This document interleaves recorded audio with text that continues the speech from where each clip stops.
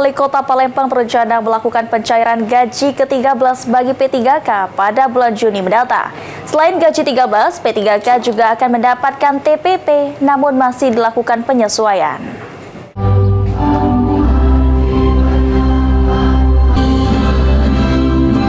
Sesuai janji beberapa waktu lalu saat pelantikan, Wali Kota Palembang akan merealisasikan pencairan gaji ke-13 dan tambahan penghasilan pegawai atau TPP.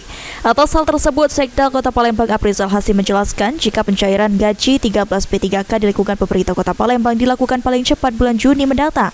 Saat ini pemerintah kota masih dalam proses administrasi. Untuk nominal gaji 13 yang diberikan masih disesuaikan oleh pihak BPKAD Kota Palembang sesuai dengan peraturan pemerintah nomor 11 tahun 2025.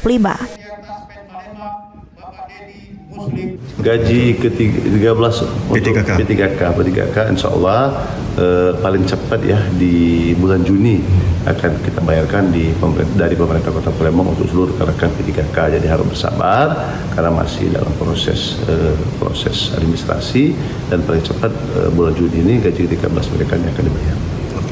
Itu ada nominal nggak berapa persen akan ya nanti kami di BPKD ya.